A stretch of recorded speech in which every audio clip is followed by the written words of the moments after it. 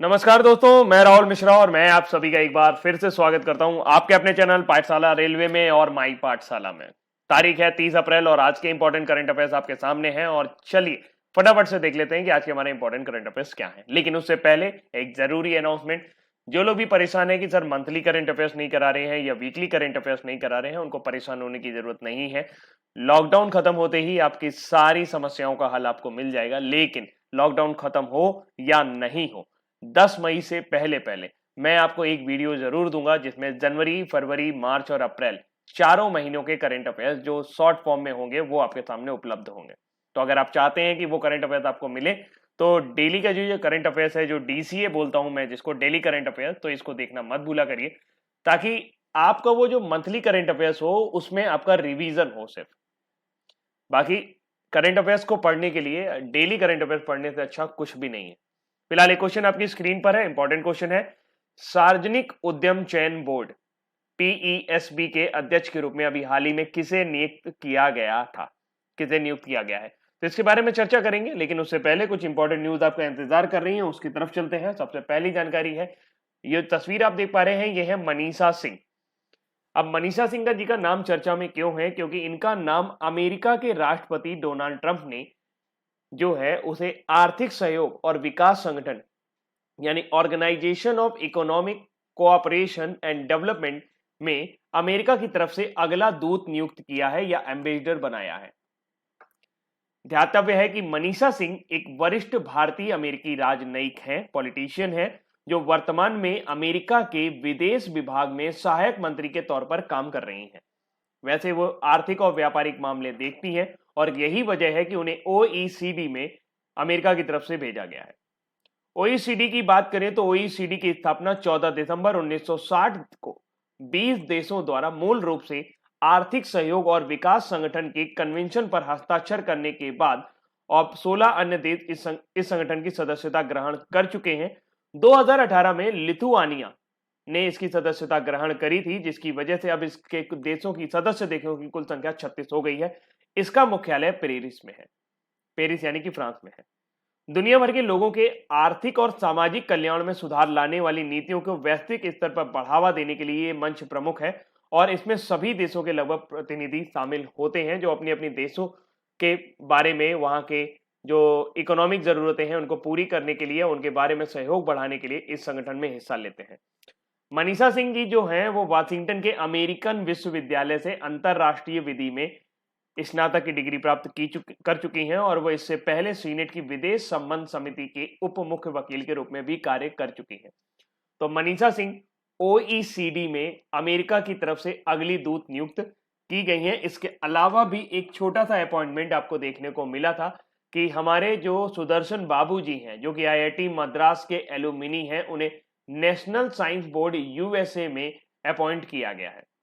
सुदर्शन बाबू जो कि 1988 के ग्रेजुएट हैं, 1988 में आईआईटी मद्रास से ग्रेजुएट हुए थे, उन्हें यूनाइटेड स्टेट ऑफ अमेरिका के नेशनल साइंस बोर्ड में अपॉइंटमेंट मिली थी और ये आपकी 21 अप्रैल को न्यूज आई थी, ये कुछ ज्यादा पुरानी न्यूज नहीं है। सुदर्शन बाबू इस बोर्ड में शामिल होने वाले तीसरे भारतीय हैं।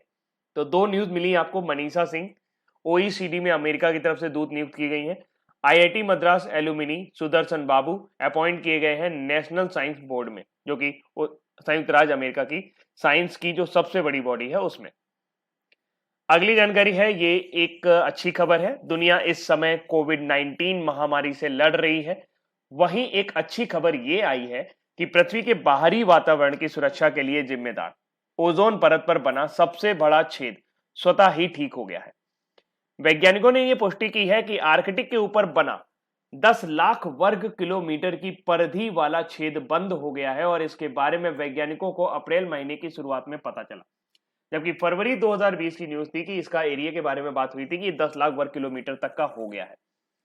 अब ऐसे में कई सारी अटकलें लगाई जा रही हैं कि लॉकडाउन की वजह से आर्कटिक में जो ओजोन छेद बना था वो बंद हो गया, लेकिन ये अटकलें बिल्कुल गलत हैं कि लॉकडाउन की वजह से जो प्रदूषण में कमी आई है इसकी वजह से ओजोन का फायदा हुआ है। ये उनमें से एक कारण हो सकता है, लेकिन वैज्ञानिक अभी भी इसके बारे में बातचीत कर रहे हैं। आपने कभी ये सोचा है कि ये जो छेद है ये आर्कटिक के ऊपर ही क्यों बना? अच्छा, ऐसा वहां पोल पर क्या हो रहा है कि वहां पे ओजोन में छेद हो जाता है। तो इन सब के बारे में बात करूंगा आज। थोड़ा सा वीडियो लंबा हो सकता है लेकिन जानकारी बहुत प्यार से दूंगा आपको। और अगर आपको जानकारी पसंद आए तो वीडियो को लाइक करना मत भूलिएगा। आपके लाइक मुझे बताएंगे कि इस तरह का जो मेरा प्रयास होता है, मैं जब लीक से हटकर पढ़ाने की कोशिश करता हूं, तो वो आपको कितना पसंद आता है और कितना नापसंद आता है।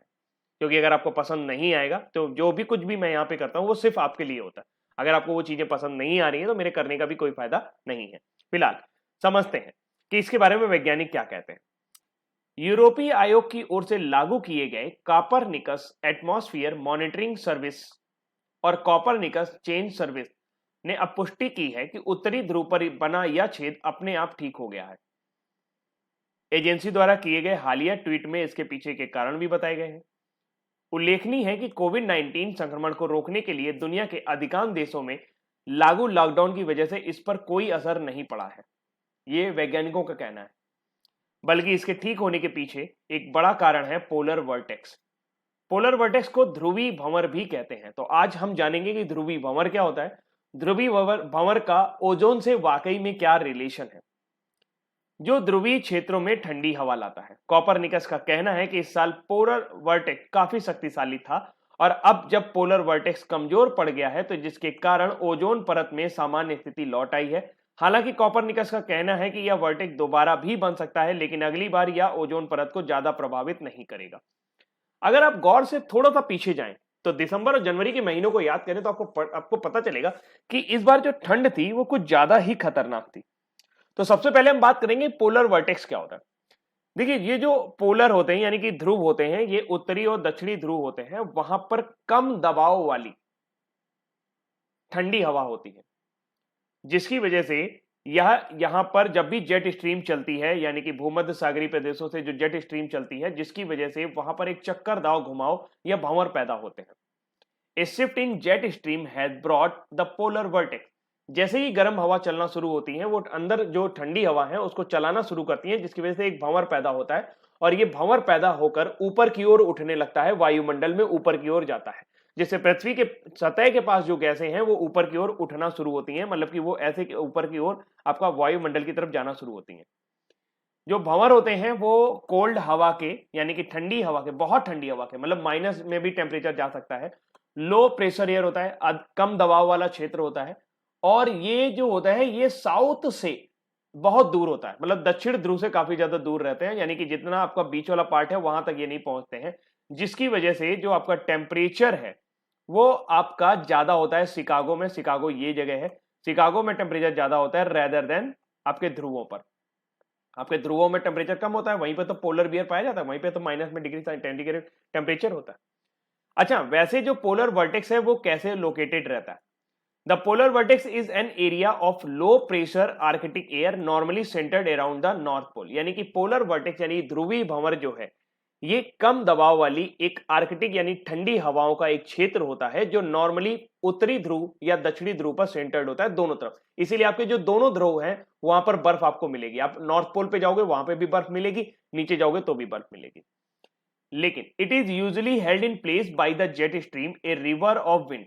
ये जो आप बॉर्डर देख रहे हो ना, ये इसको जेट स्ट्रीम कहा जाता है। ये गर्म और ठंडी हवाओं के मिलने का स्थान होता है और इसकी वजह से यहाँ काफी तेज हवाएं चलती हैं, जिसको जेट स्ट्रीम कहा जाता है। और ये 25,000 से 35,000 फीट जो है ये ग्राउंड से ऊपर चली जाती। लेकिन कभी कभी क्या होता है कि जब यहां पर हाई प्रेशर सिस्टम आता है, जिसकी वजह से पोलर वर्टेक्स जो आपको यहां पर बन रहा होता है वो थोड़ा सा खिसक जाता है और शिकागो तक ठंडी आ जाती है, जैसा कि इस बार देखने को मिला। अब समझिए, पोलर वर्टेक्स यहां पर होता है और यही आपका आर्कटिक जोन है। अब सबसे समझने वाली बात है कि जहां पे पोलर वर्टेक्स है वहीं पर ओजोन में छेद क्यों हुआ, इसके बारे में थोड़ा सा बात करते हैं। आपको ये समझ में आ गया पोलर वर्टेक्स क्या होता है। पोलर वर्टेक्स यानी ध्रुवीय भंवर, ठंडी हवाओं का एक झोंका है, आप ऐसा समझ सकते हैं, जो आपको नॉर्थ पोल पर देखने को मिलेगा। और इसमें जेट स्ट्रीम की वजह से ये हवाएं वायुमंडल में काफी ऊपर तक चली जाती हैं, जिसकी वजह से पूरा वातावरण ठंडा हो जाता है। कभी कभी ये डिसलोकेट हो जाता है और जैसा कि इस बार हुआ है कि ये डिसलोकेट हो गया है क्योंकि इसमें हाई प्रेशर आया। जब जब ये हाई प्रेशर आएगा तो ये डिसलोकेट हो जाएगा और ठंड की जो हवा है, ठंड का जो परिक्षेत्र है वो पृथ्वी में और जगह फैल जाएगा। ऐसे में जो यूनाइटेड स्टेट है वहां पर 0 डिग्री सेंटीग्रेड से भी कम टेम्परेचर प्राप्त होता है। अब हम थोड़ा सा समझते हैं अपनी ओजोन लेयर को। हमारा वायुमंडल जो है ये पृथ्वी है, नीचे ये पृथ्वी है। इसके ऊपर ट्रोपोस्फियर यानी कि क्षोभ मंडल होता है 18 किलोमीटर तक, जिसे आप संवहन मंडल से ऊपर मान सकते हैं। यहीं पर आपकी मौसम संबंधी दशाएं होती हैं और आपका जितना भी प्रदूषण वगैरह होता है वो यहीं पर ही रहता है। ये बात आप समझ रहे हैं? यानी आपके वायुमंडल के अंदर इतनी ताकत नहीं होती है कि वो जो आपका प्रदूषण है वो ओजोन लेयर तक पहुंचा पाए। ये सबसे बड़ा रीजन है जो मैं आपको समझाता हूँ। इससे थोड़ा सा ऊपर जाएंगे जहां पर तापमान लगभग एक जैसा होता है और यहाँ पर मौसम संबंधी घटनाएं नहीं होती हैं। एक पॉइंट याद रखिएगा, सबसे ज्यादा जो घनत्व होता है हवा का, वायुमंडल का सबसे ज्यादा घनत्व क्षोभ मंडल में होता है। कई बार पूछा गया है, क्षोभ मंडल यानी ट्रोपोस्फियर में। और यहीं पर आपको ग्रीन हाउस प्रभाव भी देखने को मिलेगा, यहीं पर मौसम संबंधी घटनाएं भी देखने को मिलेंगी। समताप मंडल स्ट्रेटोस्फियर से 50 किलोमीटर यानी अपने पृथ्वी से अगर आप इससे 50 किलोमीटर या 60 किलोमीटर के आसपास जाएंगे तो यहाँ पर ये आपका ओजोन लेयर है। ओजोन लेयर यहां से लेके वहां तक शुरू होता है। ओजोन लेयर का काम होता है कि हमारा जो सूरज है उससे जो पराबैंगनी किरणें आती हैं उससे हमें बचाना। इससे ऊपर जाएंगे तो आपको मध्य मंडल मिलेगा, इससे ऊपर जाएंगे तो आयन मंडल मिलेगा और इससे ऊपर चले जाएंगे तो बाह्य मंडल मिलेगा। और जो आपके रेडियो तरंगे होती हैं वो सारी सैटेलाइट वगैरह जो होती हैं वो आयन मंडल में होती हैं और यहीं से टकराकर वापस आती हैं। आयन मंडल का मतलब ही होता है रेडियो तरंगों का प्रयोग कर सकना। आई थिंक आपको समझ में आ गया है। ओजोन लेयर जो होती है वो पृथ्वी से काफी ऊंचाई पर होती है, लगभग 80 किलोमीटर के आसपास की ऊंचाई होती है। 70 से 80 68 वेरी करती है पृथ्वी में हर जगह। अब यहाँ पर बात समझते हैं कि कैसे ओजोन जो है वो हमारे सूर्य के प्रकाश से हमें पराबैंगनी किरणों से बचने में सहायता करता है। सूर्य के प्रकाश जब आता है तो हमारे ऑक्सीजन मॉलिक्यूल पर गिरता है। ऑक्सीजन यानी O2 मॉलिक्यूल है। ऑक्सीजन मॉलिक्यूल जो होता है ये फोटोलाइज्ड हो जाता है, यानी ये सूर्य के प्रकाश की ऊर्जा को ग्रहण कर लेता है, जिससे इसका एक ऑक्सीजन मॉलिक्यूल छूट जाता है और ये ऑक्सीजन मॉलिक्यूल अपने एक O2 वाले मॉलिक्यूल से मिलकर एक O3 मॉलिक्यूल बनाता है। ओजोन का जो मॉलिक्यूल लेवल है वो O3 मॉलिक्यूल होता है, यानी कि अगर आप उसका मॉलिक्यूलर फॉर्मूला देखें तो उसमें 3 ऑक्सीजन के अणु होते हैं। इस तरीके से सूर्य द्वारा आने वाली प्रकाशिक ऊर्जा को एक ऑक्सीजन मॉलिक्यूल एक्सेप्ट कर लेता है, जिसके जरिए वो अपने आप को एक एनर्जी पा जाता है और अपने बॉन्ड को छोड़कर एक नए बॉन्ड की तरह में चला पड़ता है और एक ओजोन लेयर फॉर्म करता है, ओजोन मॉलिक्यूल को फॉर्म करता है। और इस तरीके से जब जब ऑक्सीजन की अधिकता होगी और इस तरीके से ये जो पूरा प्रोसेस है ये चलता रहता है और ऑक्सीजन से ओजोन, ओजोन से ऑक्सीजन, ऑक्सीजन से ओजोन, ऑक्सीजन से ओजोन, ओजोन से ऑक्सीजन, और ये काम आपका चलता रहता है। इस तरीके से इस प्रोसेस में हीट रिलीज होती है जो कि आपके समताप मंडल का जो भी टेम्परेचर है उसको समान बनाए रखती है। तो इस तरीके से ओजोन जो है वो आपके पराबैंगनी किरणों से आपकी सुरक्षा करता है।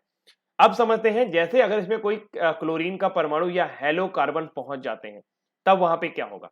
अल्ट्रावायलेट रेडिएशन जैसे ही क्लोरोफ्लोरोकार्बन पर मॉलिक्यूल पर स्ट्राइक करता है, क्लोरोफ्लोरोकार्बन आपके हाइड्रोकार्बन्स होते हैं, हाइड्रोकार्बन्स में जैसे ही कोई क्लोरीन, फ्लोरीन इस तरह का कोई भी अणु उसमें जुड़ जाता है हाइड्रोजन की जगह पर, तो इस तरह के जो प्रोग्राम बनते हैं, जो यौगिक बनते हैं, उनको क्लोरोफ्लोरोकार्बन कहा जाता है, जो ओजोन के लिए नुकसानदायक होते हैं। कैसे समझते हैं, जैसे ही सूर्य का प्रकाश आपका यहाँ पे गिरता है क्लोरीन अलग हो जाती है, क्लोरीन या फ्लोरीन के मॉलिक्यूल अलग हो जाते हैं, कार्बन को छोड़ देते हैं और फिर ये क्लोरीन या फ्लोरीन के जो भी अणु हैं ये आपके ऑक्सीजन या ओजोन एटम पर आक्रमण करते हैं, यानी कि आपके ओजोन मॉलिक्यूल पर गिरते हैं। जैसे ही ओजोन मॉलिक्यूल पर गिरते हैं आपका बन जाता है क्लोरीन मोनोऑक्साइड और एक ऑक्सीजन मॉलिक्यूल फ्री हो जाता है।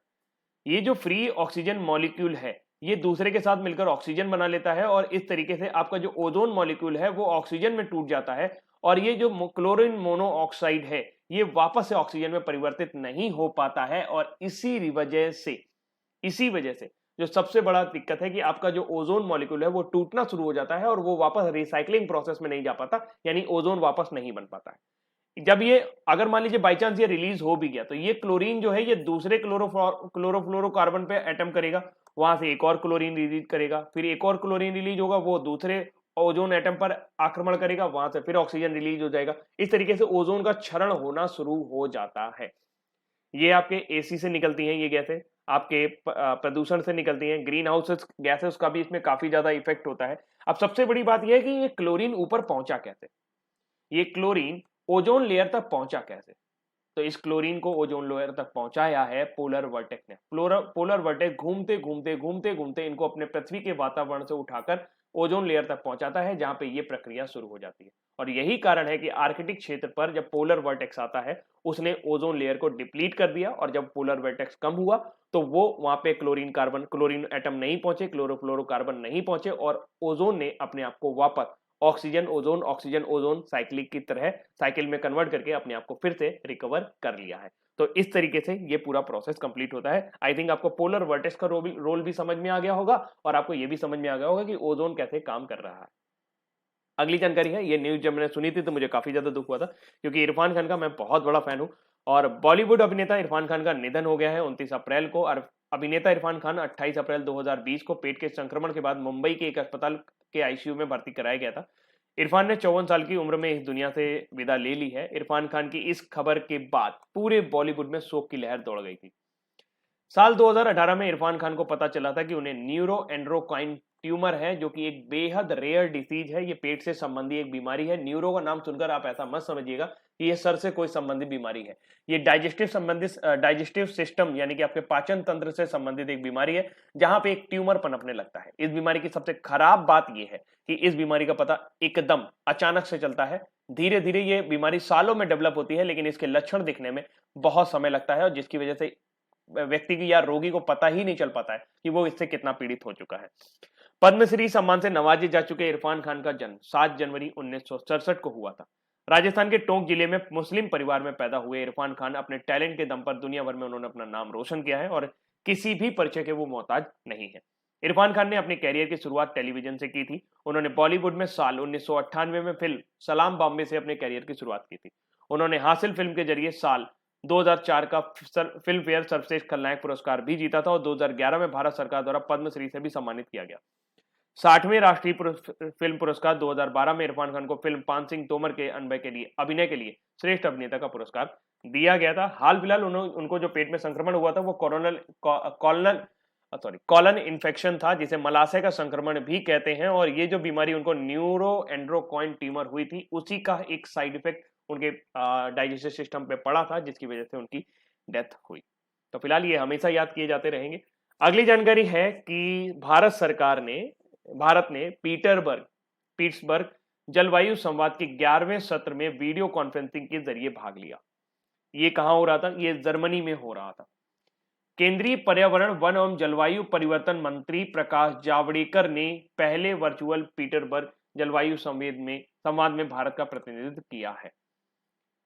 इस संवाद में 30 से अधिक देशों ने हिस्सा लिया था। इस डायलॉग में 30 से अधिक देशों ने हिस्सा लिया। 27-28 अप्रैल को यह देखने को मिला। संवाद के दौरान कोविड-19 से निपटने, जीवन बचाने और बीमारियों के सामाजिक और आर्थिक परिणामों का समाधान निकालने के उपायों का विचार विमर्श किया गया है। भारत ने सुझाव दिया कि वर्तमान में जिस तरह समूचा विश्व एकजुट होकर नोवल कोरोना वायरस से वैक्सीन तलाशने में जुटा है, उसी तरह पर्यावरण संबंधी प्रौद्योगिकी हमारे पास मुक्त स्रोत के रूप में होनी चाहिए, जिससे किफायती दाम पर उपलब्ध कराया जाए। और भारत ने विकासशील देशों को तुरंत 1 ट्रिलियन यूएसडी अनुदान देने का भी सुझाव दिया है। तो फिलहाल पीटर्सबर्ग जो है ये है आपका, ये कहाँ आयोजित हुआ? ये आपका जर्मनी में इसका आयोजन किया गया है और ये क्लाइमेट्स यानी पर्यावरण सुरक्षा से जुड़ा हुआ एक सम्मेलन था। 11वां संस्करण इसका देखने को मिला। ब्रिक्स देशों के अभी हाल ही में विदेश मंत्रियों की एक बैठक हुई। ये बैठक भी वीडियो कॉन्फ्रेंसिंग के माध्यम से हुई है। कोरोना वायरस की महामारी के प्रभाव पर चर्चा करने के लिए रूस के द्वारा यह बैठक बुलाई गई थी। किसने बुलाई थी? रूस ने यह बैठक बुलाई थी, ये ध्यान रखेगा। ब्रिक्स राष्ट्रों ने कोविड-19 महामारी के बीच अर्थव्यवस्था को पुनर्जीवित करने के लिए $15 बिलियन के एक विशेष ऋण साधन की यानी कि एक स्पेशल लोन इंस्ट्रूमेंट की स्थापना की है, जिसके जरिए जो भी ब्रिक्स के सदस्य देश हैं वहां पर अगर किसी तरह की उनको जरूरत पड़ती है तो इस फंड का वो फायदा उठा सकते हैं, लोन का फायदा उठा सकते हैं। ब्रिक्स राष्ट्र देशों ने सदस्य राज्यों द्वारा कोविड-19 का मुकाबला करने और महामारी के वित्तीय, व्यापार, आर्थिक और सामाजिक परिणामों को दूर करने के लिए किए जाने वाले संभावित संयुक्त उपायों पर विचारों का आदान प्रदान किया। भारत ने वायरल संक्रमण से निपटने के लिए लगभग 85 देशों को अपने दवा समर्थन का प्रदर्शन किया है। उन्होंने बताया कि अगर किसी भी तरीके से किसी भी दवा की जरूरत पड़ती है तो भारत उसको मुहैया करा सकता है। तो फिलहाल ब्रिक्स देशों की फॉरेन मिनिस्टर यानी विदेश मंत्रियों की बैठक हुई रूस के सौजन्य से। ब्रिक्स देशों की बात करें तो ब्रिक्स का जो स्थापना हुई थी वो जून 2006 में हुई थी। शुरू में ये ब्रिक था। इंडिया, चाइना, रसिया और ब्राजील इसमें शामिल था। बाद में साउथ अफ्रीका भी इसमें शामिल हो गया है। तो इसके बाद से इसको ब्रिक्स बुलाया जाने लगा है। उसका एग्जैक्टली फॉर्मेशन 2009 में हुआ। इसका जो मुख्यालय है वो सबसे इंपॉर्टेंट है, क्योंकि लोग सोचते हैं कि इसका मुख्यालय ब्रिक्स में ही कहीं होगा, लेकिन इसका मुख्यालय डेनमार्क में है। इसको जरूर याद रखिएगा। ऑरहस डेनमार्क में इसका मुख्यालय है। ब्रिक्स की स्थापना 2009 में हुई थी और ब्रिक्स का जो नाम आता है वो आता है ब्राजील, रसिया, इंडिया, चाइना और साउथ अफ्रीका से। और सारे के सारे जो 5 देश मेंबर हैं, ये ब्रिक्स सारे के सारे मेंबर G20 के भी मेंबर हैं। ब्रिक्स मेंबरशिप की अगर हम बात करें तो ब्रिक्स जो है ये पूरे विश्व की 41% वर्ल्ड पॉपुलेशन को रिप्रेजेंट करते हैं। और कंबाइंड जीडीपी जो इनका है वो 18.6 ट्रिलियन US डॉलर है, जो कि अपने आप में बहुत बड़ा है। ब्रिक्स इंडिया के लिए इंपॉर्टेंट क्यों है, भारत के लिए ब्रिक्स में क्या इंपॉर्टेंट है? तो अगर देखा जाए तो इस समय जो टग वार चल रहा है, टग ऑफ वॉर है, जैसे कि एक जो शीत युद्ध टाइप का छिड़ा हुआ है सुपर पावर्स के बीच में, यूएस, चाइना और रसिया के बीच में, इंडिया जो है उसकी सिचुएशन जो है वो इन सुपर पावर्स के बीच में फंस सा गया है। तो ब्रिक्स जो है वो इंडिया को अपनी बात, यानी भारत को अपनी बात कहने के लिए एक बढ़िया मंच प्रदान करता है, और इन जो भी सुपर पावर्स हैं उनके बीच में अपने संबंधों को बनाए रखने का एक मौका भारत को देता है। BRICS has recently become the voice of developing country, और ब्रिक्स जो है वर्तमान समय में विकासशील देशों की आवाज बनकर उभरा है। India pursuing to get membership in UNSC, united nation security council, यानी कि संयुक्त राष्ट्र सुरक्षा सभा में जो भारत है वो लगातार अपने आप को मेंबरशिप पाने की कोशिश कर रहा है, लेकिन चाइना बार बार इसमें रोड़ा अटका देता है। और इसलिए ब्रिक्स जो है वो चाइना को किसी भी तरीके से, चाइना के साथ अगर इंडिया का किसी भी तरह का डिस्प्यूट होता है तो उसमें कोई ना कोई मध्यस्थ करने वाला चाहिए। तो ये ब्रिक्स जो है ये काम आएगा इंडिया के, कहीं ना कहीं जो अन्य सदस्य देश हैं वो भारत की मदद करेंगे। तो आई थिंक आपको ब्रिक्स के बारे में अच्छी खासी जानकारी मिली होगी। अगली जानकारी की तरफ चलते हैं, एडीबी की बात करें। अच्छा, एक क्वेश्चन आपसे पूछना रह गया कि यहाँ पे ब्रिक्स देशों का एक बैंक है जिसे ब्रिक्स बैंक के नाम से भी जाना जाता है, और इसका एक और नाम है। आज के कमेंट सेक्शन पे आपको लिखकर बताना है कि ब्रिक्स बैंक क्या है, जो कुछ भी आप उसके बारे में जानते हैं, कब उसका गठन हुआ, कहां उसका मुख्यालय है, वर्तमान समय में उसके प्रेसिडेंट कौन है, वो सारी बातें आज आपको इसके बारे में बतानी है, ब्रिक्स बैंक के बारे में। चलिए देखते हैं कितने लोग बताते हैं और कितने लोग अच्छे से आंसर करते हैं।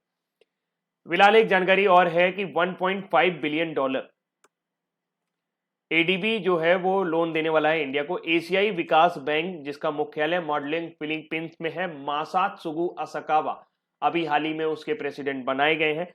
तो कोरोना के खिलाफ जारी लड़ाई में आर्थिक मदद के रूप में भारत को $1.5 अरब के लोन की मंजूरी दी है। इस ऋण का इस्तेमाल भारत की तत्कालिक प्राथमिकताओं को पूरा करने के लिए किया जाएगा। इनमें बचाव एवं रोकथाम के साथ साथ समाज के गरीबों और आर्थिक दृष्टि से कमजोर तबकों, विशेषकर महिलाओं और आवश्यक सुविधाओं से वंचित समूहों का सामाजिक संरक्षण जैसी तत्कालिक प्राथमिकताओं को शामिल किया गया है। यह ऋण राशि एडीबी के कोविड-19 सक्रिय प्रयास और व्यय सहायता कार्यक्रम के तहत मंजूर की गई है। इस प्रोग्राम का नाम जरूर याद रखिएगा, कोविड-19 active response and expenditure support programme, जिसे केयर्स का फुल फॉर्म मिलेगा। Active response and expenditure support programme किसके द्वारा शुरू किया गया है? ये एडीबी द्वारा शुरू किया गया है। अगली जानकारी है, अभी जैसा कि आप सभी को पता है कि हमारे सेंट्रल विजिलेंस कमिश्नर बनाए गए हैं संजय कोठारी जी। उन्होंने अभी शपथ ली है।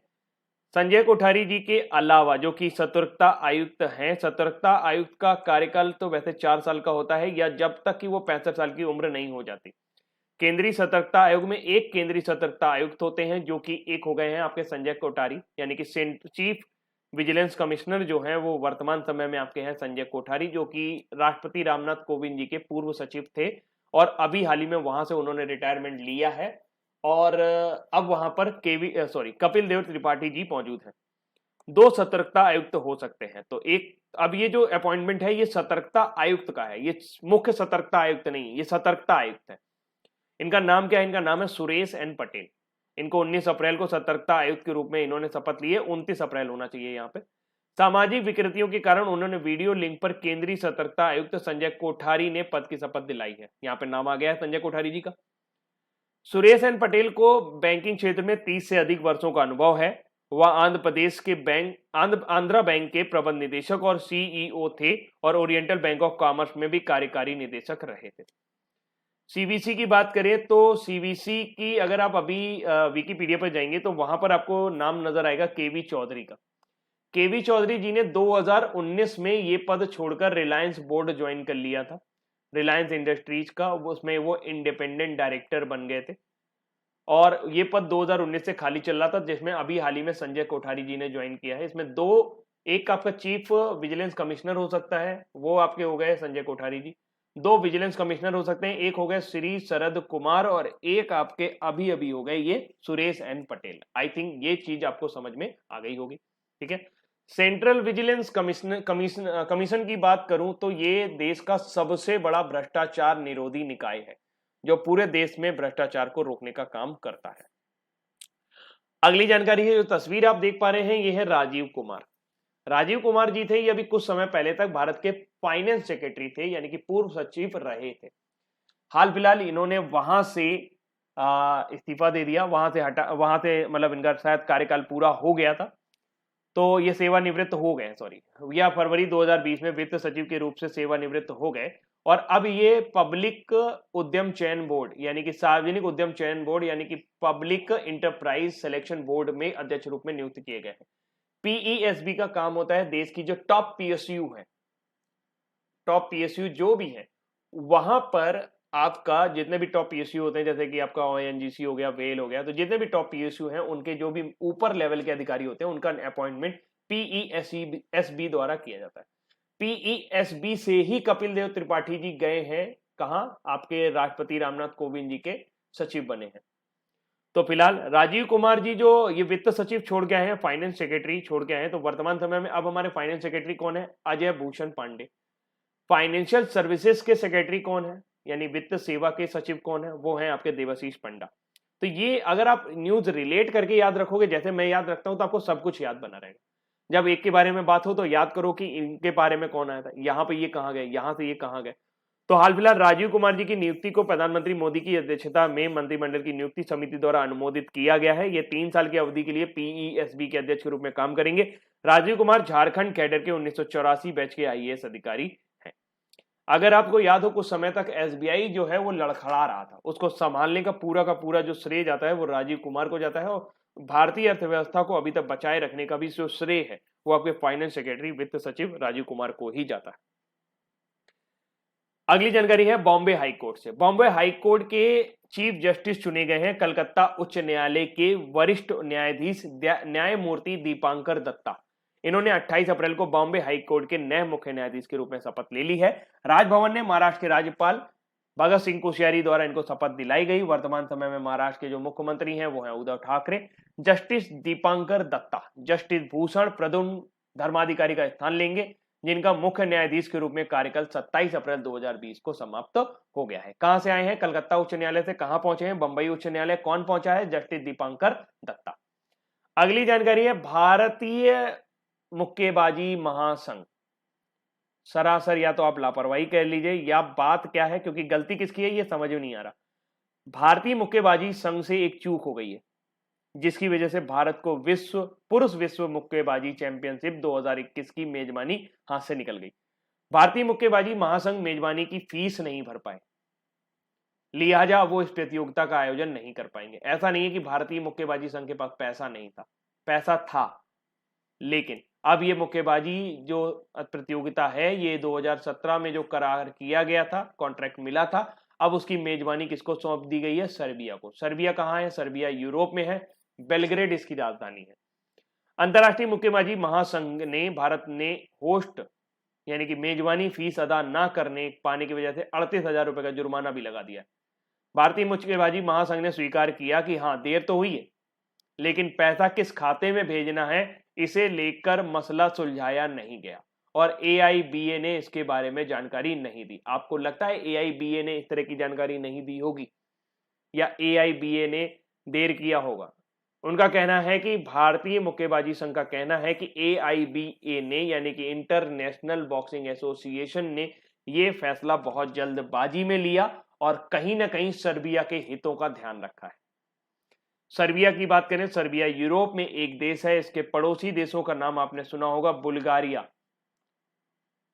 राजधानी Sofia, Romania, Croatia, Hungary, Bosnia, Montenegro, Kosovo, Albania, North Macedonia और ये रहा आपका सर्बिया। सर्बिया की राजधानी बेलग्रेड और सर्बिया जो है ये यहाँ पे जो मुद्रा चलती है वो सर्बियाई दिनार चलती है, ऐसा बोला जाता है। इंटरनेशनल बॉक्सिंग एसोसिएशन की बात करें तो इसकी स्थापना 1946 में हुई थी और वर्तमान समय में विश्व में इंटरनेशनल बॉक्सिंग एसोसिएशन, जिसे आईबा के नाम से भी संबोधित किया जाता है। ये विश्व का सबसे बड़ा बॉक्सिंग एसोसिएशन है और नियामक भी है।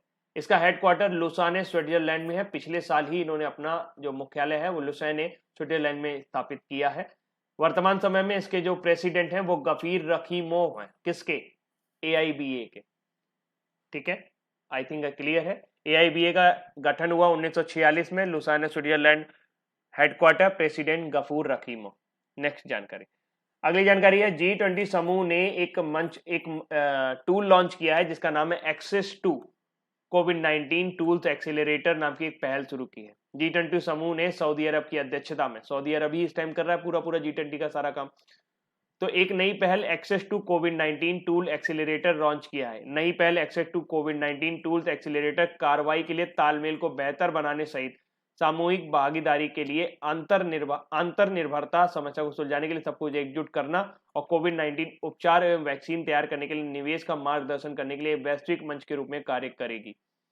तो G20 ने यानी एक्सेस टू कोविड-19 टूल्स एक्सीलरेटर किसने लॉन्च किया है? G20 देशों ने लॉन्च किया है। किसने? किसकी अध्यक्षता में? सऊदी अरब की अध्यक्षता में। अब बारी है आज की हमारे न्यूज फटाफट की। अगर आपके आधार कार्ड में कोई गलती है या उसमें आपको पता वगैरह चेंज कराना है तो आपके लिए एक खुशखबरी है कि भारतीय विशिष्ट पहचान प्राधिकरण यानी कि unique identification authority of India ने आधार अपडेशन की सुविधा प्रदान करने के लिए कॉमन सर्विस सेंटर्स को बैंकिंग अभिकर्ता यानी बैंकिंग करेस्पॉन्डेंट्स के रूप में काम करने की अनुमति दे दी है। UIDAI ने CSC को यह स्वीकृति नागरिकों के आधार अपडेशन को आसान बनाने के लिए दी है। UIDAI की अनुमति के बाद लगभग 20,000 CSC यानी कि कॉमन सर्विस सेंटर, जिन्हें आप सुलभ केंद्र भी कह सकते हैं, अब नागरिकों के आधार अपडेशन को सेवा प्रदान करने में सक्षम हो जाएंगे। इन केंद्र को केवल जनसांख्यिकीय विवरण जैसे नाम, पता और जन्म तिथि को अपडेट करने की अनुमति दी गई है। इसके अलावा अगर आपको चेंज कराएंगे तो वो चेंज नहीं होगा, यानी बायोमेट्रिक कोई चेंज कराना चाहेंगे तो नहीं होगा। Common service centre electronics and सूचना प्रौद्योगिकी मंत्रालय द्वारा ई गवर्नेंस सहित सेवाओं की एक सुलभ इलेक्ट्रॉनिक डिलीवरी के लिए देश के ग्रामीण नागरिकों के लिए शुरू की गई एक विशेष सुविधा है। अगली जानकारी है 29 अप्रैल को हमने मनाया अंतरराष्ट्रीय डांस दिवस यानी कि इंटरनेशनल डांस डे, अंतरराष्ट्रीय नृत्य दिवस, sorry, international dance day is celebrated on 29 April. The day is observe to appreciate the art form, यानी किसी भी तरह की कला को अप्रिशिएट करने के लिए हर साल 29 अप्रैल को ये मनाया जाता है। 29 अप्रैल को हम क्या मनाते हैं? अंतरराष्ट्रीय नृत्य दिवस। मेडिसिन मेकर पावर लिस्ट, ये एक तरह की लिस्ट है। बायोकॉन की संस्थापक और चेयरपर्सन किरण मजूमदार शाह को हाल ही में मेडिसिन मेकर पावर लिस्ट 2020 में शामिल किया गया है। इस सूची में दुनिया भर के 60 लीडर्स को शामिल किया गया है जिन्होंने बायो फार्मास्यूटिकल के क्षेत्र में महत्वपूर्ण योगदान और नवाचार इनोवेशन किया है। किरण मजूमदार शाह को 2015 से लगातार 6 वर्षों के लिए इस प्रतिष्ठित सूची में स्थान मिला है, यानी कि 2015 से लगातार वो फार्मास्यूटिकल के क्षेत्र में काफी ज्यादा काम कर रही हैं और इसी वजह से उन्हें इस साल का ऑस्ट्रेलिया का हाईएस्ट सिविलियन ऑनर भी मिला था। किरण मजूमदार शाह को इस साल ऑस्ट्रेलिया का हाईएस्ट सिविलियन ऑनर भी दिया गया था। लिवरपूल के पूर्व खिलाड़ी माइकल रॉबिन्सन का भी हाल ही में निधन हो गया है। लिवरपूल के पूर्व स्ट्राइकर माइकल रॉबिन्सन का निधन, इनका जन्म 12 जुलाई 1958 को इंग्लैंड के लिसेस्टर में हुआ था। उन्होंने इंग्लैंड के 5 क्लबों के लिए लगभग 300 से अधिक अधिकारी मैच खेले हैं जिसमें लिवरपूल भी शामिल है। अगर क्वेश्चन ऐसा पूछा जाए माइकल रॉबिन्सन का भी, जिनका अभी हाल ही में निधन हो गया, वो किस विधा से जुड़े हुए थे, तो वो आपके फुटबॉल से जुड़े हुए थे, फुटबॉलर थे। और दूसरा ये कि अगर वो किस देश से थे तो वो इंग्लैंड से संबंधित थे। अब बारी है आज के हमारे वन लाइनर की। बंबई उच्च न्यायालय के मुख्य न्यायाधीश के रूप में किसने शपथ ली है? दीपांकर दत्ता। अमेरिका के राष्ट्रपति डोनाल्ड ट्रंप ने भारतीय मूल की किनको आर्थिक सहयोग एवं विकास संगठन यानी OECD में अमेरिका का अगला दूत नियुक्त किया है, तो वो है मनीषा सिंह। हाल ही में किसने कोरोना के खिलाफ जारी लड़ाई में आर्थिक मदद के रूप में 1.5 अरब डॉलर के लोन को मंजूरी दी है, तो वो है ADB, एशियन डेवलपमेंट बैंक। अंतर्राष्ट्रीय मुक्केबाजी महासंघ ने भारत से फीस न भर पाने की वजह से ये मेजबानी किसको सौंप दी है? तो अंतर्राष्ट्रीय पुरुष चैंपियनशिप की जो मेजबानी है वो आपके सर्बिया को सौंप दी गई है। G20 समूह ने सऊदी अरब की अध्यक्षता में एक नई पहल लॉन्च की है। इसका नाम क्या है? इसका नाम है एक्सेस टू कोविड-19 टूल्स एक्सीलरेटर। वर्तमान समय में UIDAI के अध्यक्ष कौन है? तो वो है J Satyanarayan. Medicine maker power list 2020 में शीर्ष 20 वैश्विक नेताओं में किस भारतीय को शामिल किया गया है? किरण मजूमदार शाह को। बायोकॉन की संस्थापक अंतरराष्ट्रीय नृत्य दिवस किस दिन मनाया जाता है? 29 अप्रैल को। किस देश ने पीटर्सबर्ग क्लाइमेट डायलॉग के 11वें सत्र की मेजबानी की है? तो वो है जर्मनी। किस देश ने ब्रिक्स विदेश मंत्रियों की वीडियो सम्मेलन की अध्यक्षता की? तो वो है रूस। सतर्कता आयुक्त के रूप में अभी हाल ही में किसने शपथ ली है? सुरेश एन पटेल ने। सार्वजनिक उद्यम चयन बोर्ड के अध्यक्ष के रूप में किसे नियुक्त किया गया है? तो वो हमारे पूर्व वित्त सचिव राजीव कुमार को। माइकल रॉबिन्सन का अभी हाल ही में निधन हो गया। वो क्या थे? वो एक फुटबॉलर थे जो इंग्लैंड के लिवरपूल क्लब से खेलते थे। किस देश ने पीटर्सबर्ग क्लाइमेट डायलॉग के 11वें सत्र की मेजबानी की, जिसमें भारत ने भी भाग लिया? तो वो है जर्मनी। अंतरराष्ट्रीय नृत्य दिवस निम्न में से किस दिन मनाया जाता है? हर साल 29 अप्रैल को। किस देश ने ब्रिक्स विदेश मंत्रियों की वीडियो सम्मेलन की अध्यक्षता की है? तो वह है रशिया। सतर्कता आयोग ने किसके रूप में शपथ ली है? सतर्कता आयोग के रूप में किसने शपथ ली है? तो उनका नाम है सुरेश एन पटेल। सार्वजनिक उद्यम चयन बोर्ड के अध्यक्ष के रूप में किसे नियुक्त किया गया है? तो वह है राजीव कुमार। माइकल रॉबिन्सन, जिनका भी हाल ही में निधन हो गया, वो एक फुटबॉलर थे, इंग्लैंड के लिवरपूल क्लब से खेलते थे। बंबई उच्च न्यायालय के मुख्य न्यायाधीश के रूप में किसने शपथ ली है? तो वह है जस्टिस दीपांकर दत्ता, कलकत्ता उच्च न्यायालय से आए हैं। मेडिसिन मेकर पावर लिस्ट 2020 में शीर्ष 20 वैश्विक नेताओं में किस भारतीय को शामिल किया गया है? तो वह है किरण मजूमदार शाह। अमेरिका के राष्ट्रपति डोनाल्ड ट्रंप ने भारतीय मूल की किनको आर्थिक सहयोग एवं विकास संगठन में अमेरिका का अगला दूत नियुक्त किया है? तो वो है मनीषा सिंह। हाल ही में किसने कोरोना को खिलाफ जारी लड़ाई के आर्थिक मदद के रूप में भारत को 1.5 अरब डॉलर के लोन की मंजूरी दी है? तो वो है एडीबी। अंतर्राष्ट्रीय मुक्केबाजी महासंघ ने भारत से फीस न भर पाने की वजह से सर्बिया को मेजबानी सौंप दी है। G20 समूह ने सऊदी अरब की अध्यक्षता में एक नई पहल लॉन्च की, उसका नाम क्या है? एक्सेसिंग टू कोविड-19 टूल्स एक्सेलरेटर। यूआईडीए के अध्यक्ष कौन है वर्तमान समय में? तो वो है जे सत्यनारायण। तो दोस्तों, ये थे आज के हमारे इंपॉर्टेंट करंट अफेयर्स। उम्मीद करते हैं कि आपको कई सारी नई जानकारियां मिली होंगी। वीडियो को लाइक करना मत भूलिएगा, शेयर करना मत भूलिएगा। अभी के लिए इतना ही। Thank you so much. Bye bye.